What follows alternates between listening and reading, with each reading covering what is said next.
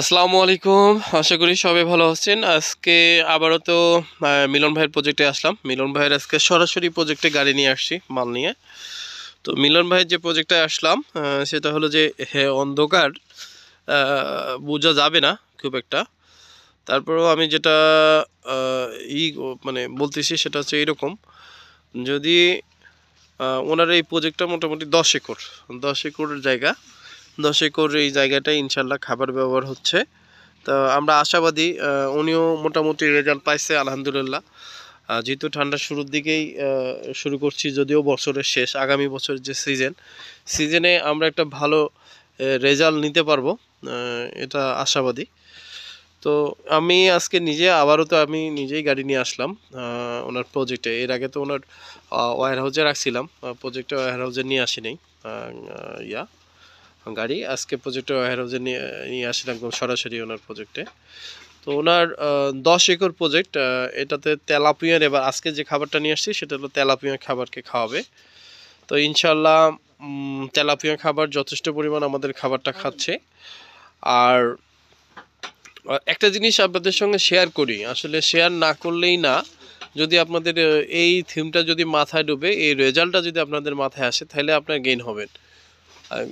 প্রত্যেকটা চাষ, প্রত্যেকটা এগ্রিকালচার প্রজেক্টগুলি আপনি যদি শুরু করার আগেই ফেল হন, শুরু করার আগেই মনে করেন শুরু করছেন আপনি, একদম মোটামুটি গামছা পরি একদম নামে গেছেন, কিন্তু আপনি ফেল করছেন।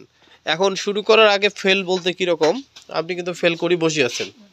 আমি একটা আপনাদের প্র্যাকটিক্যাল দেখা জন্য, এটা একটা কোম্পানি, হ্যাঁ এটা একটা কোম্পানি, এই এই কোম্পানি আলমা আলমা ফিড ইন্ডাস্ট্রি লিমিটেড। আমি ফিডের খারাপের কিছু বলবো না, আমি যেটা জিনিসটা বলতেছি সেটা হলো যে দেখেন, এই আলমা কোম্পানি বা বাংলাদেশের যে কোনো কোম্পানির হইতে পারে।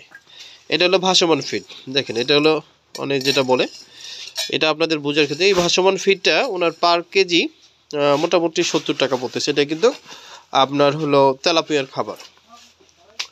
তো 70 টাকা ওনার মিলন ভাই, এটার এফসিআর কত বলছে ওরা? 1.5।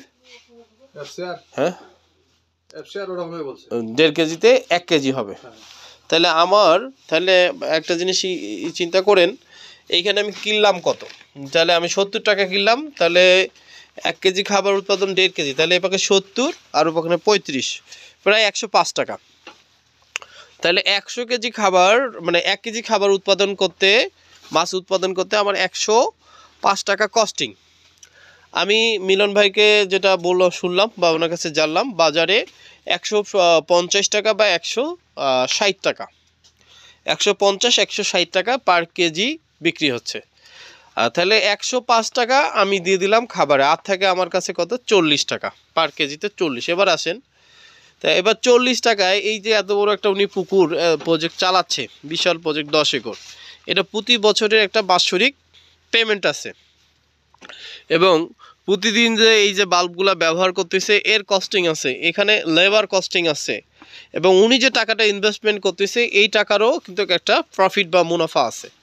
তাহলে এই যে আমি সব কিছু দেওয়ার পরেই আমি লাস্ট শেষে যা দেখতেছি কোনো প্রফিট নেই, তার মানে কি, আমি শুরু করছি কিন্তু শুরুতেই আমি ফেল করে বসে আছি। হিসাবটা কিন্তু এই জায়গায়, আমার কথাটা যদি বুঝেন তাহলে ভালো। আবারও তো বারবার বলতেছি, আপনি 1 কেজি মাছ উৎপাদন করতে খরচ হচ্ছে 105 টাকা, আপনার একদম নিট খরচ, মানে এটা কোম্পানি নিয়ে গেছে, মানে প্লেট কোম্পানি বা বড় বড় ফ্যাক্টরি ইন্ডাস্ট্রি যে কোনো কোম্পানি, আমি কোনো কোম্পানি খারাপ ভালো বলতেছি না, চলে গেছে। তো আর থাকলো তার হাতে কত? 40 বা 50 টাকা। এই 50 টাকার ভিতরে এবার আসেন, তার ওই বললাম যেটা, ওইটা পুরো কস্টিংটা কখনোই টিকবে না, তাহলে সে শুরু করার আগেই লস করে বসে আছে এরকম। এবার আসেন, তাহলে আপনি কোন খাবারটা পাবেন? আপনি নিজে খাবার বানাবেন। আমার কথা হলো যে আপনি নিজেই ফার্স্ট টাইম চিন্তা করবেন, যদি কোনো কারণে না পারেন তাহলে আপনি মিক্স খাবার ব্যবহার করবেন। আশা করি আমরা আমাদের যে মিক্স খাবারটা আমরা ওনাকে যেটা দিচ্ছি, ধরেন 45 টাকা, সাপোজ 45 টাকায় আমরা মিক্স খাবারটা ওনাকে দিচ্ছি, তাহলে 45 টাকা আমরাও বলতেছি, আমি এফসিআর 45 টাকা, উনি বলছে বড় কোম্পানি বলছে 1.5, আমি 1.5 না, আমি 1 পয়েন্ট আপনার হলো 8-এ গেলাম, অর্থাৎ 100 কত 1800 গ্রাম, 1800 গ্রাম খাবারে গেলাম, 1 কেজি 700 গ্রাম, 700 বা 750 এরকম ধরলাম। এইরকমই ওনার 1 কেজি ইয়াতে চলে আসবে এফসিআর। 1 কেজি খাবার মানে 1 কেজি মাছ উৎপাদন করতে গেলে 1 কেজি 700 গ্রাম খাবার খাওয়ালে 1 কেজি মাছ উৎপাদন হবে। তাহলে ওনার খাবারের তাহলে রেট পড়লো ধরেন 45 টাকা, 45-এর ধরেন অর্ধেক ওখানে হচ্ছে আপনার ধরেন কত 20 বা 25 22 22.5 টাকা, আমি 22.5 টাকা ওখান থেকে ধরলাম 15 টাকা। তাহলে এখানে 45 হচ্ছে 50 55 বা 60 টাকা, 60 টাকা আমি এগুলো সব মিলে ধরলাম 60 টাকা। 60 টাকায় উনি বা 70 টাকাও ধরলাম, এবার 70 টাকায় উনি কস্টিংয়ে 1 কেজি মাছ উৎপাদন করছে। এবং ওনার কাছে এবার আরও থাকতেছে কত, 160 টাকা যদি থাকে আরও 50% কিন্তু এবারটায় 50% কস্টিং দেওয়ার পরেও ওনার এবার মোটামুটি এখান থেকে না নিশ্চিত, যদি প্রোডাকশন এটার উপর বা মার্কেটের উপর ভ্যালু করবে, নিশ্চিত উনি একদম চোখ বন্ধ করে 30 থেকে 40% টাকা প্রফিট করবে। 30 থেকে 40% টাকা উনি প্রফিট হবে। তার কারণে এইখানে প্রথম যে কস্টিংটা, প্রথম যে জিনিসটা হচ্ছে সেটা হলো যে উৎপাদন কস্টিংটা উনি কমে ফেলছে। তখন উৎপাদন কস্টিং যখন কমায় ফেলবে তখন অটোমেটিকলি প্রফিটে বা প্রোডাক্টে লাভ আসবে, সেটা যে কোনো সেক্টর হোক, ডেইরি সেক্টর হোক, পোলট্রি সেক্টরে হোক, মৎস্য সেক্টরে হোক, এভাবে আমাদের কাজ করতে হবে, না হলে আমরা লসে হবো ভাই। শুধুমাত্র বড় বড় কোম্পানিগুলো আছে, তারা টাকা নিয়ে যাবে, আর আমরা যারা গরিব বা আমরা যারা চাষি আছি সারা জীবন চাষি হিসেবেই থাকবো। তো আশা করি আপনাদের মেসেজগুলো যদি ক্লিয়ার হয়ে থাকে, কারো যদি উপকার হয়ে থাকে, তাহলে আমি খুশি হব।